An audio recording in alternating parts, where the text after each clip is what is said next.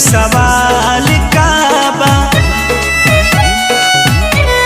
भूलियो के पूछली हाल का बा, तोहरा से दोसर अब सवाल